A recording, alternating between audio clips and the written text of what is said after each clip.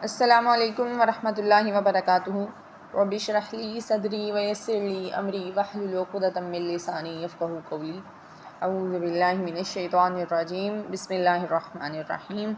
قد نرا، تحقیق دیکھتے ہیں ہم، تقلبا پھرنا، وجہ کا آپ کے چہرے کا، فی السماء آسمان کی طرف۔ مدینہ میں آ کر رسول پاک صلی اللہ علیہ وسلم اور مسلمان بیت المقدس کی طرف منہ کر کے نماز پڑھتے تھے، لیکن رسول پاک صلی اللہ علیہ وسلم کی یہ چاہت تھی کہ کعبہ کو پھر سے قبلہ بنا دیا جائے، لہٰذا وہ بار بار اللہ تعالیٰ سے دعائیں کرتے اور بار بار آسمان کی طرف دیکھتے کہ کب حکم آئے اور کب ہم کعبہ کی طرف منہ کر کے نماز پڑھیں۔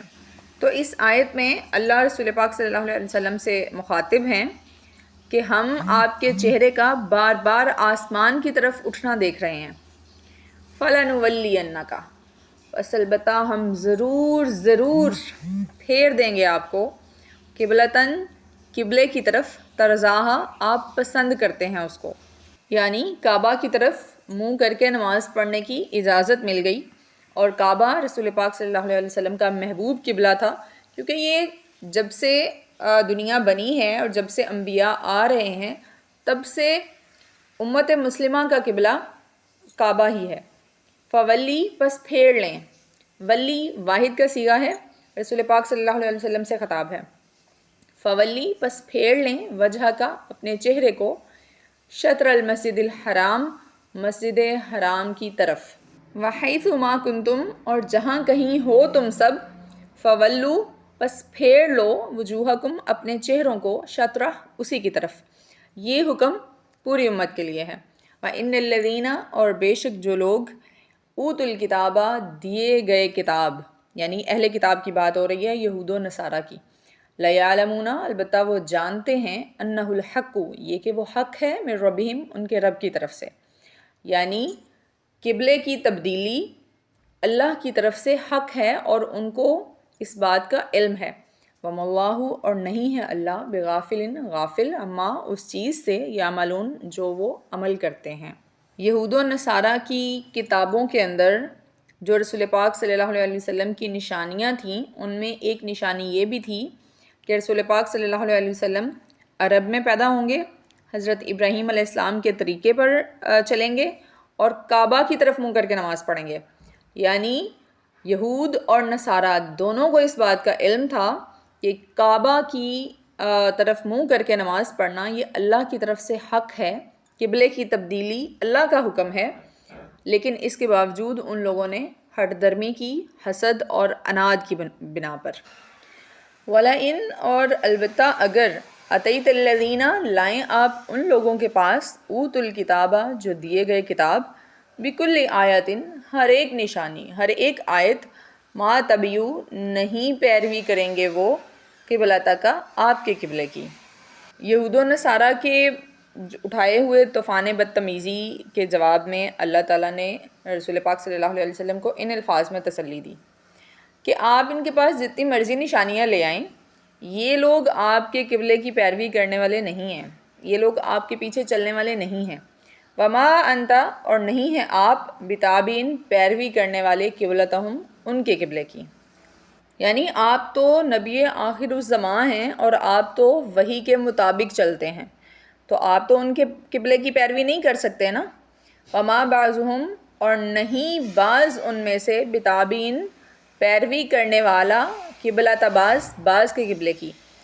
وَلَئِنِ اتَّبَعْتَ، اور البتہ اگر پیروی کی آپ نے، اہواءہم، ان کی خواہشوں کی، من بعدی، بعد اس کے، ما جاءک، جو آیا آپ کے پاس، من العلم، علم سے، انک، بے شک آپ، اذن، اس وقت، لمن الظالمین، البتہ ظالموں میں سے ہوں گے۔ یعنی یہود و نصارہ تو خود بھی آپس میں ایک دوسرے کے ساتھ متحد نہیں ہیں۔ یہود کا قبلہ الگ ہے، وہ بیت المقدس کو، صخرہ کو اپنا قبلہ مانتے ہیں، جبکہ عیسائی بیت المقدس کی مشرق والی سائڈ کو اپنا قبلہ مانتے ہیں۔ تو جب یہ لوگ آپس میں ہی متفق نہیں ہیں کسی ایک قبلے پر، تو آپ ان میں سے کس کے ساتھ چلیں گے، کس کی بات سے اتفاق کریں گے، آپ ان میں سے کس کے قبلے کی پیروی کریں گے؟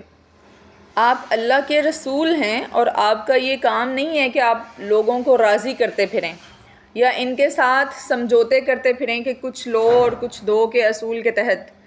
آپ کا کام یہ ہے کہ آپ کو اللہ نے جو علم دیا ہے آپ نے اس پر کاربند ہو جانا ہے، آپ نے اس پر عمل کرنا ہے۔ یہود و نصارہ کو خوش کرنے کے لیے ان کی خواہشات کے پیچھے نہیں چلنا، اور جب آپ کو اللہ کی طرف سے وحی کے ذریعے اس بات سے مطلع کر دیا گیا ہے کہ حق کیا ہے، اگر اس کے بعد بھی آپ یہود و نصارہ کی خواہشات کے پیچھے چلیں تو آپ اس وقت ظالم ہوں گے۔ کیا نبی ظالم ہو سکتے ہیں؟ ہرگز نہیں۔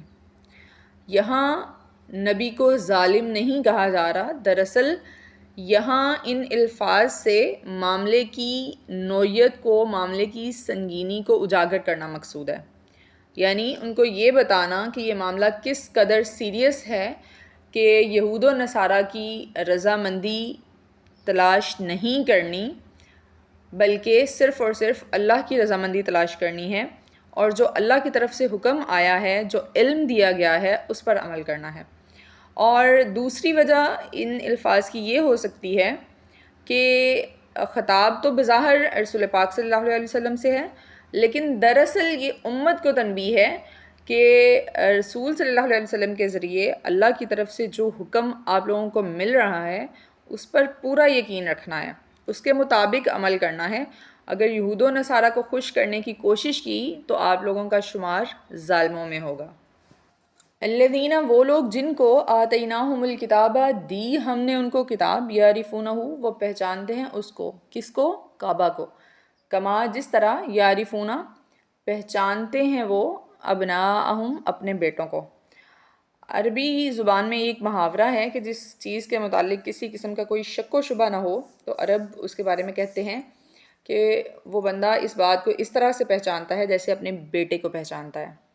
تو جو یہود و نصارہ کے علماء تھے وہ اس بات کو بڑی اچھی طرح سے جانتے تھے کہ ابراہیم علیہ السلام نے خانہ کعبہ کو تعمیر کیا اور اسے قبلہ مقرر کیا، اور بیت المقدس جو ہے وہ تو حضرت ابراہیم علیہ السلام کے 1300 سال بعد جا کر تعمیر ہوا تھا، جو حضرت سلیمان علیہ السلام نے تعمیر کیا تھا۔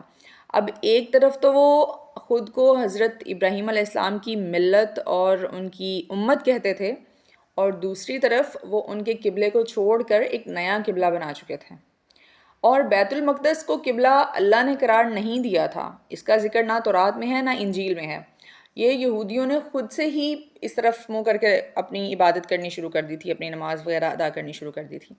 وَإِنَّ فَرِيقًا مِّنْهُمْ، اور بے شک ایک فریق ان میں سے، لَيَكْتُمُونَ الْحَقَّ، البتہ وہ چھپاتے ہیں حق کو۔ کون سا فریق؟ ان کے علماء۔ وہ کیا کرتے ہیں؟ حق کو چھپاتے ہیں۔ کیوں چھپاتے ہیں؟ تاکہ ہماری بڑائی خطرے میں نہ پڑ جائے، ہماری پوزیشن، جو سوشل پوزیشن ہے، جو پولیٹیکل پوزیشن ہے، وہ خطرے میں نہ پڑ جائے۔ وَهُمْ يَعْلَمُونَ، اور وہ جانتے ہیں، یعنی انہیں معلوم ہے کہ قبلہ اول اور حقیقی قبلہ کعبہ ہی ہے، لیکن اس بات کو عوام کے سامنے ظاہر نہیں کرتے۔ الحق، حق ہے، من ربک، آپ کے رب کی طرف سے، یعنی کعبہ کو قبلہ بنانا آپ کے رب کی طرف سے حق ہے۔ فلا تکونن، پس ہرگز نہ ہوں آپ، من الممترین، شک کرنے والوں میں سے۔ یعنی یہود و نصارہ جو پروپیگنڈا کر کے مسلمانوں کو پریشان کرتے تھے، ان کے دلوں میں شکوک و شبہات پیدا کرنے کی کوشش کرتے تھے، تو اس کے بارے میں اللہ تعالیٰ کہتے ہیں کہ یہ اللہ کی طرف سے حق ہے قبلہ کی تبدیلی، اور اس کے بارے میں کسی بھی قسم کے شک میں نہیں پڑنا۔ وآخر دعوانا ان الحمد للہ رب العالمین۔